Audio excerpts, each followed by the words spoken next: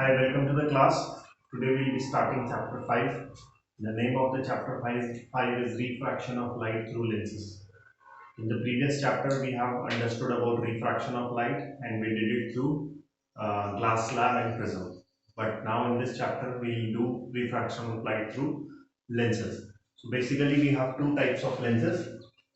So one we have convex lens. So convex lens we have of this kind, in which two refractive surfaces are there. One refractive surface is this and the other refractive surface is this. So if you combine these two refractive surfaces, it becomes a convex lens. In a similar way, you have a concave lens in which two refractive surfaces are put together, one like this and the other one is like this. So if you put them, it becomes a concave lens. So this is convex lens and the other one is concave lens. So basically we will be focusing in this class on the different terminologies which are important for us to understand while dealing with the lenses. So let us begin. So lenses are of two types. First we have convex lens and then we have concave lens. So the terminologies we'll understand now. So let me start with for convex lens. Now let me tell you one very important thing. Some of you might be having some problem to draw a lens like this. For those, you can draw simply a straight line, but remember, when you are doing it, you have to write the name of the lens like this, convex lens. So rather than drawing convex lens like this, you can draw it, just put a simple straight line and write it on the top as convex lens. And similarly, if it is a concave lens, you can write here concave lens. Alright. So let us understand some important terminologies for convex lens first, and the same will be for concave as well. So this part MN is known as the aperture. Okay, MN is known as aperture. So what do you mean by aperture? Aperture is the part of the lens which is exposed to light. What do you mean by that? It means the light falls on this part of the lens. So if I hide this much part, then the aperture has reduced. Now the aperture is this much only. So aperture is that part of the lens which is being exposed to light. Okay. Now the center of the lens. Remember, this is the center of the lens. Center of the lens O is known as optical center. So O is known as optical center. Now if I pass a straight line through this optical center, this straight line will be known as principal axis. Principal axis is a straight line passing through the optical center. Now as I told you that we have two refracting surfaces in this. One is this and the other is this. So this refractive surface is taken out from a sphere.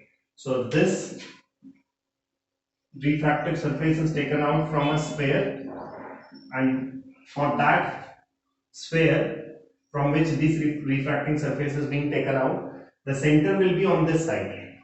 Okay, and for this refracting surface, the center will be on this side.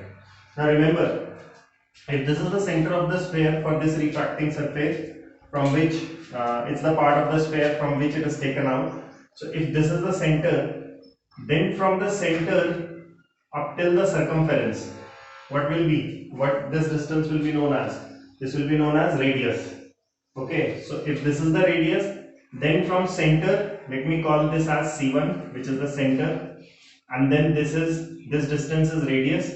Okay, so the midpoint, in between the midpoint, will be known as focus, F1. So for this refracting surface, we have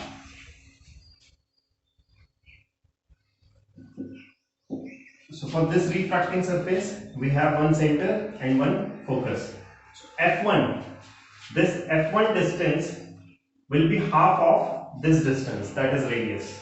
Okay, so if I take it as what you call this has to be F1, which is the focus for this refracting surface.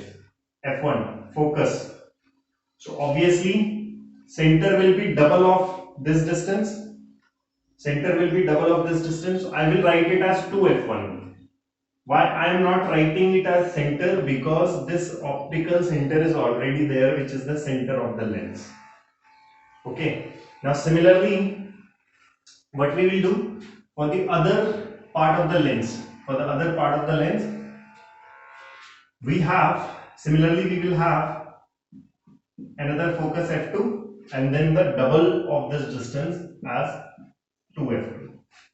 Now you know that from the center to the focus we have something called focal length. So this distance will be focal length and this distance will also be focal length.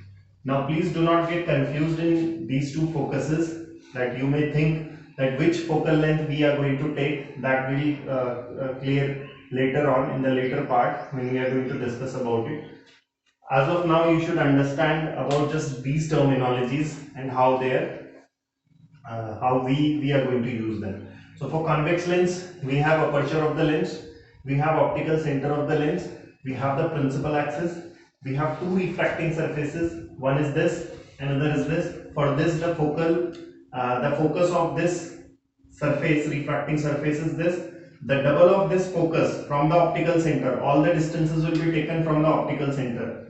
The double of this distance will be known as 2f1. Similarly for this refracting surface, the focus will be on this side and the double of this distance will be on the other side. Now similarly you can do it for concave lens. So all the terminologies are going to be same, but let me do it for you. And you know that this is the kind of lens.